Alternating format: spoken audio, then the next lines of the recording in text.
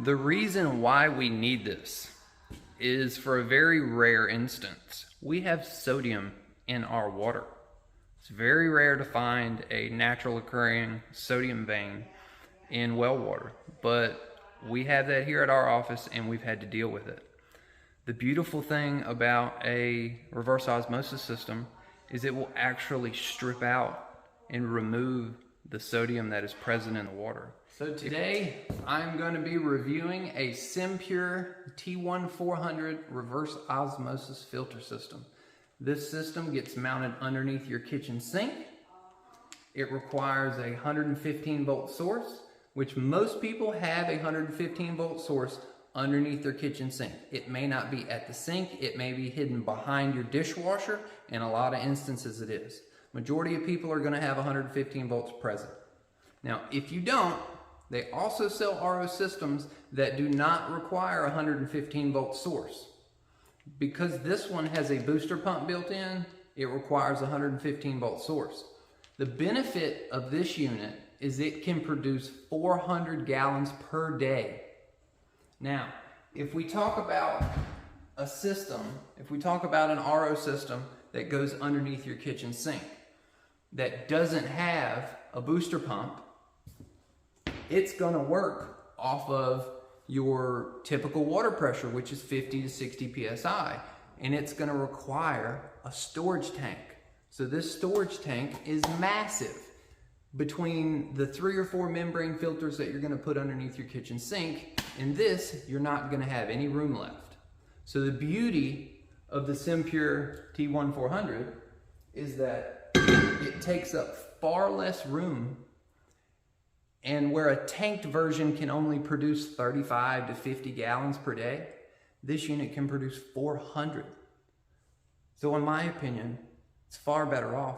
You just open up underneath your kitchen cabinet, see if you got an outlet, pull out your dishwasher, see if there's an outlet behind it. As long as you have a source of power, and you're gonna have a source of water at your kitchen sink.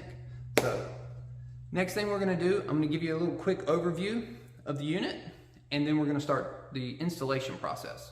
So when you purchase this unit online, it comes with this water spout, which is absolutely beautiful if I do say so myself. This is the mounting hardware that goes underneath. It's gonna squeeze it. Whether you have a granite countertop or whether you have a stainless steel sink, regardless, it doesn't matter. The instructions teach you and explain to you how to install it if you have a stainless steel sink. If you have a granite countertop, you're actually gonna have to contact a granite company and have them drill a hole for you to mount it. So this reverse osmosis membrane right here is gonna have to have water discharge from it. Now, the way that this system works is water comes in from this side. First it flows through the PP melt brown sediment filter. Then it's gonna flow through this CTO filter, which is activated carbon block. And then we come over here. When it leaves this filter, what it ends up doing, it flows through some of the apparatus that's up here on top of it, flows through the pump. The pump boosts the pressure. It makes it high enough pressure to force it through the membrane of these filter units here. This is your reverse osmosis membrane. This is also going to have the wastewater outlet, which is over here. So your red hose will end up connecting to this. And then this unit here, which is going to clamp over your drain pipe, that's going to be the wastewater side of things. But we'll get to that during the installation process. Now, once it flows through this, this is the last. This is your post-carbon filter.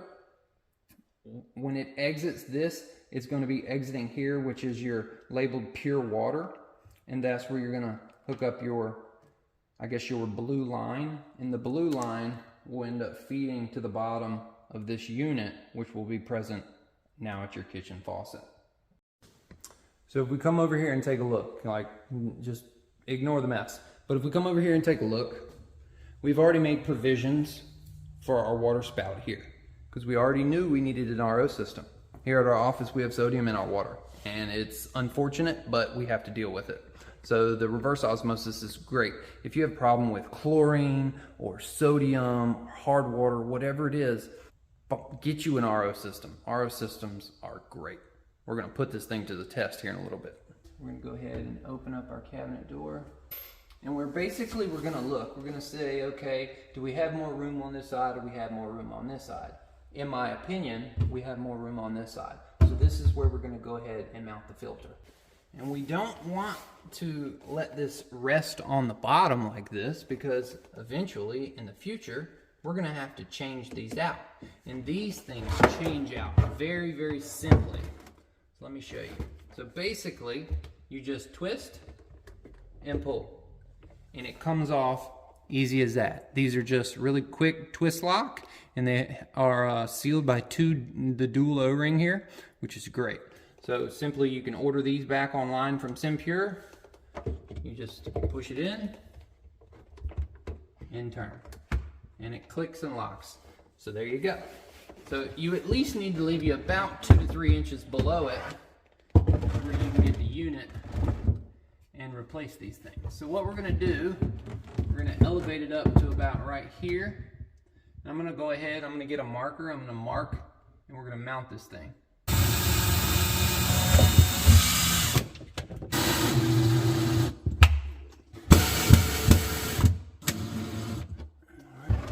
Now we're gonna take our unit, and we're gonna slide it in, and lift it up, and put it on the routing screws.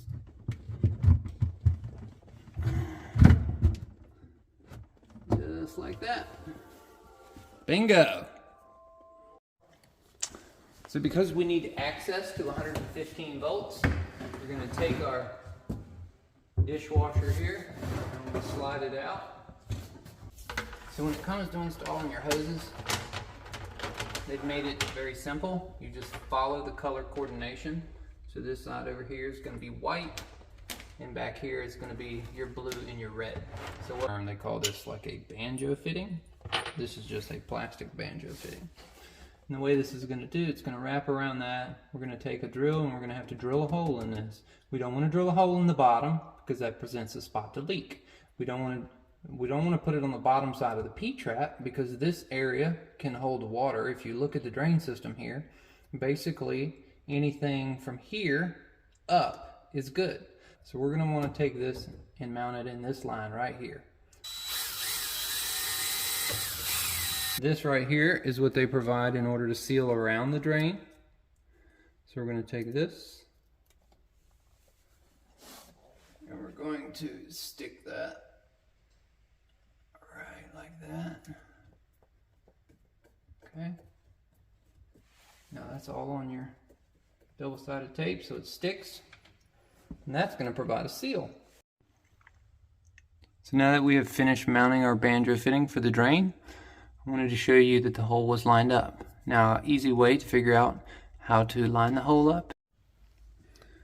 So here, referring to the instructions, we look at our spout, and on the bottom it says faucet adapter, inline 1/4 inch tubing. So that's what this inline is for. It's going to adapt to the bottom of the spout, and then the 1/4 inch tubing is going to slip into the inline adapter. We want to make sure that the end of the pipe is nice and smooth with no burrs. So we're going to use a pair of pipe cutters and we're going to cut a fresh end on that. Alright, so now it comes time to go ahead and we're going to mount our spout. So we have our stainless steel piece here, our decorative ring that's going to basically block the hole that was cut. We're going to figure out which way we want our spout, so that goes down like that. I think that looks good. Now what I'm going to do, I'm going to have to go underneath, I'm going to put on the rubber washer, and I'm going to put on the nut.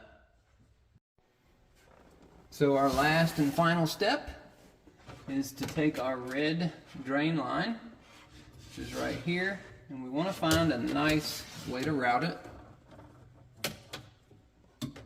I think that'll be a good way to route it. We don't need all this line, so we're going to take our PVC cutters and we're going to cut it.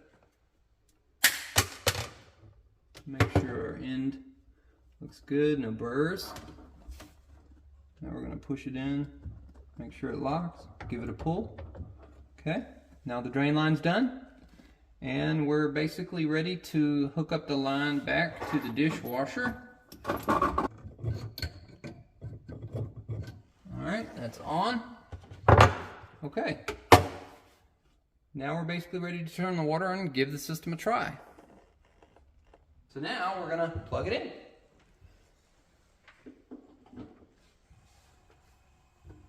Yay, it works. Okay. So now we got the valve on. We've got water flowing through the unit. I can hear it. It's made its way to this filter now. I'm just kind of waiting to see if it's going to come out of this spout.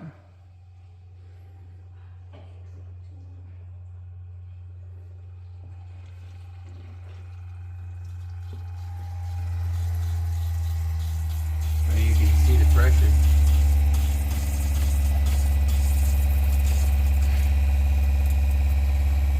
Here it comes. It's spitting.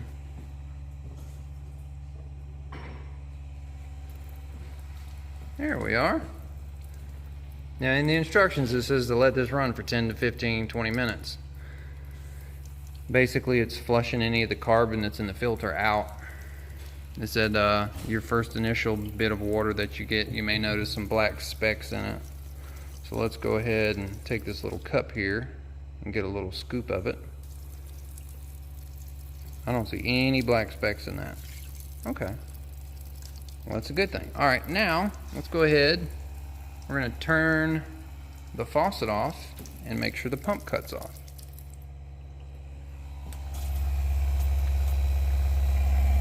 Wow, that was insane pressure.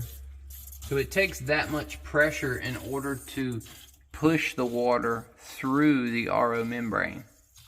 That's what that pump does. But that's why it's also capable of providing 400 gallons per day, whereas the tanked systems only use 60 psi and they can only provide you with 35 to 50 gallons per day. All right, now we've got this thing installed. Let's go ahead and perform a water test. Now, per the instructions, it says to allow the system to purge the filters for 20 minutes. Now, I'm not going to do that. I'm going to purge the system for about 5 minutes, and then we're going to do a water test. We're going to compare water straight out of the tap versus water straight out of the RO, and then compare it to bottled water. Now, what this is here, this is a TDS meter, total dissolved solids. In layman's terms, it's the junk that's floating in your water that you cannot see. So because our shop, it has sodium in the water, which is terrible. It has a high TDS. It has a high parts per million, ppm. When we originally had it tested, it was somewhere in the 500s. Now this filter is actually supposed to be able to filter out 500 all the way down. If we can get anything below 50, we're doing really good. But what we want to do, we want to use bottled water as comparison, because we all know that bottled water on the back in the instructions, or on the description in the back, it says purified by reverse osmosis. So let's go ahead. We've got 3 cups here. We've got one labeled sink, we've got one labeled bottled water, and we've got one labeled RO. So the first thing that we're going to do, we're going to fill up our sink. Let that run for a second. All right. So we got our sink water. Now we're going to get our RO water.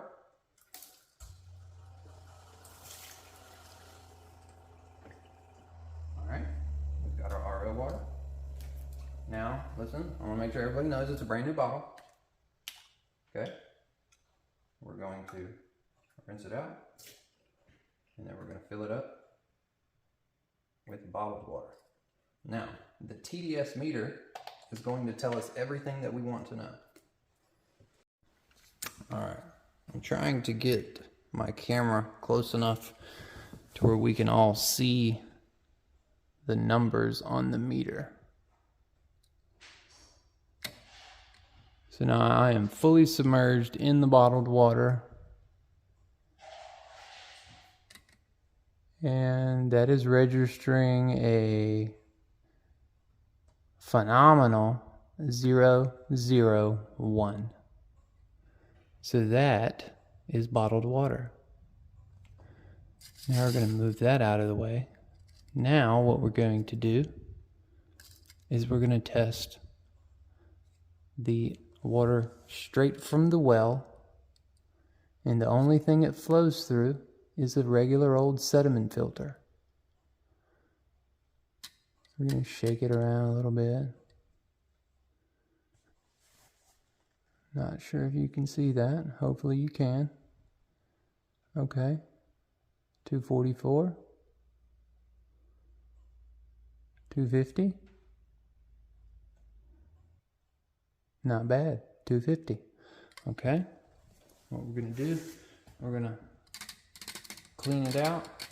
We don't get no contaminants. All right, so we're back to 001. We're going to move that out of the way. And now we're going to try the RO system.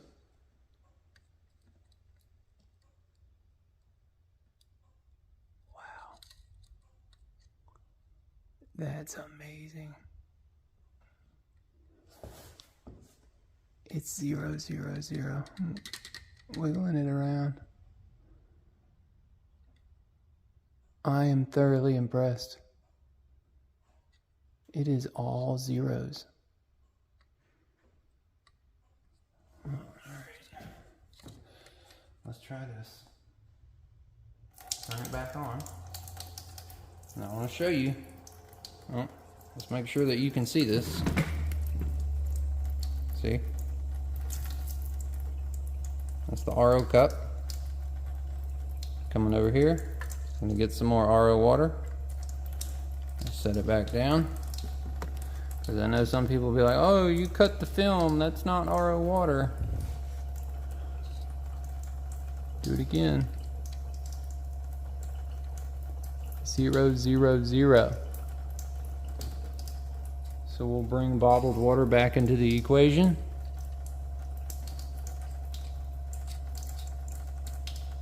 (001). And we'll bring our sink back into the equation. Should go back up near 250.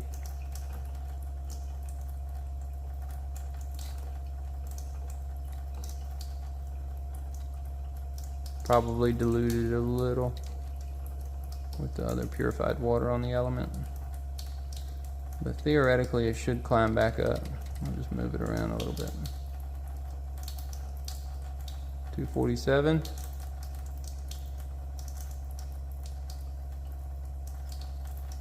So yeah, around 250. Okay, well, I would say those test results are pretty conclusive. I'm gonna go ahead and turn that off, and let's talk about it. Okay, so first off, I'm absolutely blown away. SimPure's RO system is phenomenal. To get the water down to 0.000 parts per million of TDS. Just awesome. Absolutely awesome. That is what I call bottled water quality straight from your sink. Because it is. It's bottled water quality straight from your sink. You know, you can test your calcium, you can test your iron and all that, but that needs to be treated prior to it reaching the RO system, and it says that in the instructions. But unfortunately, because we have sodium in our water, we can't run it through a softener because the calcium that makes the water hard will not stick to the resin beads inside of a water softener. So, you know, it uses salt to clean it. Well, if the water's already got sodium in it, the calcium's not gonna adhere to the resin bed inside of a water softener. So we are unable to do that. But with an RO system like this, we can do everything. Now granted, yes, it's not high pressure, you can't shower in it, whatever, but there are ways around that. I'm sure they make systems that are big and massive and whole house, but for typical use, and you know, you get rid of all the questions, and I give this a plus, thumbs up. Really, really kick ass. Well, thank y'all for watching this video. I really appreciate it. If you're not subscribed, go ahead and hit that subscribe button. And if you enjoyed the video, please give it a thumbs up. Now, if you're interested in a SimPure T100 or T1-400 RO system, I highly recommend it. I installed it here at my office. I actually have another one I'm about to install at my home. I might make a video on that as well, and we'll do some before and after water comparison tests there too. But I've actually installed both here. I have a tanked model that we installed 10 years ago, and now we have this tankless model which has the pump on it. Honestly, I prefer the one with the pump on it because it can provide, like, I guess it's like 85% more water. If the other one's like 50 gallons a day and this one's at 400 gallons a day, that's an amazing amount of water with the quality of the TDS drop down to 000. What I plan on doing is taking that feed that's off of that spout, and I'm gonna go tee off of that and run it all the way over to the back of my refrigerator. That way my ice cubes are extremely clean and the water coming out of the refrigerator is extremely clean.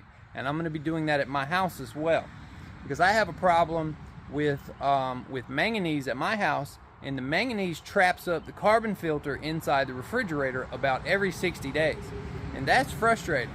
So if I can send RO water to the back of my refrigerator, I don't have any more problems. Anybody can do this. Anybody can do it. That kit can be installed with all the tools you saw me use. Basically used a drill, a screwdriver, an adjustable wrench, and a pair of channel locks. Very simple, very simple. Oh yeah, and my multi-tool pipe cutter that everybody makes fun of me for. But that's gonna be it for this video. I hope you enjoyed it. If you're interested in the SimPure water system, please check out the video, the description below in my video. I will have all the links to SimPure's website, their Amazon affiliate, all that stuff. So if you're interested in it, go check out that link, order you one, and until next time, I'll see y'all later.